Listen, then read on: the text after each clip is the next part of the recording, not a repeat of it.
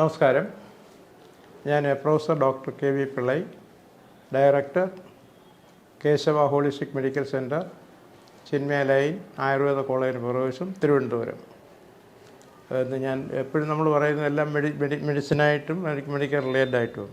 ഇന്ന് ഞാൻ പറയാൻ പോകുന്ന ഒരു പ്രത്യേക സബ്ജക്റ്റാണ്. പക്ഷേ അത് മെഡിസിനെ തന്നെയാണ്. നമ്മുടെ പൊതുജനങ്ങൾക്ക് പ്രയോജനം ചെയ്യുന്ന കാര്യത്തിനെ പറ്റിയാണ് പറയാൻ പോകുന്നത്.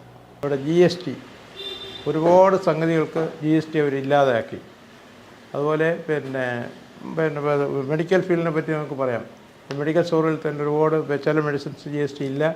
പിന്നെ ന്യൂട്രീഷന് മാത്രം ഇപ്പോഴും GST നിലനിർത്തുന്നുണ്ട്. ഡ്രഗ്സുകൾക്ക് GST കുറച്ചിട്ടുണ്ട്. അപ്പോൾ അതുകൊണ്ട് സാധാരണക്കാർക്കെല്ലാം അത് വാങ്ങിക്കാൻ ചിലവ് കുറഞ്ഞ രീതിയിൽ അത് വാങ്ങിക്കാൻ പറ്റുന്നുണ്ട്.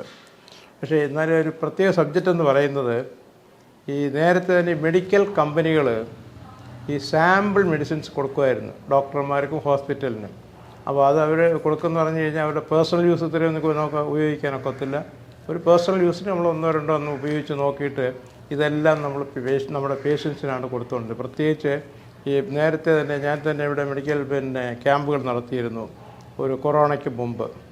അപ്പോൾ ഈ മോദി ഗവൺമെൻറ് വന്നതിന് ശേഷം ഈ GST സാമ്പിൾ മരുന്നുകൾക്കും GST ചുമത്താൻ തുടങ്ങി.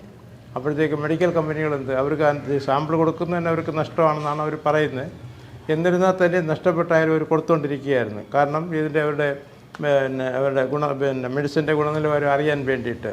പക്ഷേ അങ്ങനെയാണ് ഈ ഡോക്ടർമാരും ഹോസ്പിറ്റലുകളുമൊക്കെ ഫ്രീ മെഡിക്കൽ ക്യാമ്പ് സംഘടിച്ചുകൊണ്ടിരുന്നത്.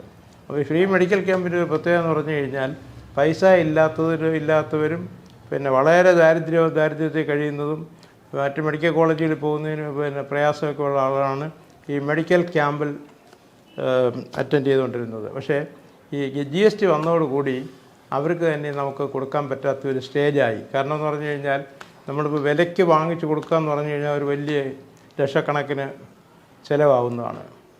ഞാൻ തന്നെ ഇവിടെ എല്ലാ മാസവും ഒരു മെഡിക്കൽ ക്യാമ്പ് ഒരു 100-200 പേർക്ക് വേണ്ടി കൊടുത്തുകൊണ്ടിരുന്നതാണ്.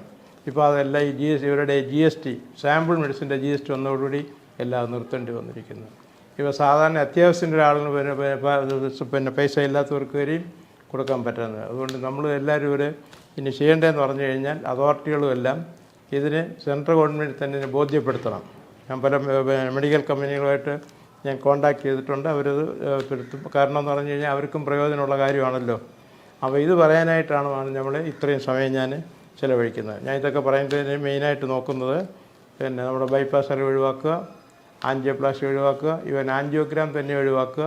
എൻ്റെ ഓരോ എപ്പിസോഡ് നിങ്ങൾ വായിച്ചു കഴിഞ്ഞാൽ നിങ്ങൾക്ക് ലക്ഷക്കണക്കിനോ അല്ലെങ്കിൽ ആയിരക്കണക്കിനോ നമുക്ക് പൈസ കുറച്ച് കിട്ടാൻ സാധ്യതയുണ്ട്. അതുപോലെ തന്നെ ഇതേപ്പറ്റി കൂടുതൽ അറിയുന്നതിന് വൈകിട്ട് 7 മണിക്ക് ശേഷം നിങ്ങൾക്ക് എന്നെ കോൺടാക്റ്റ് ചെയ്യാവുന്നതാണ്.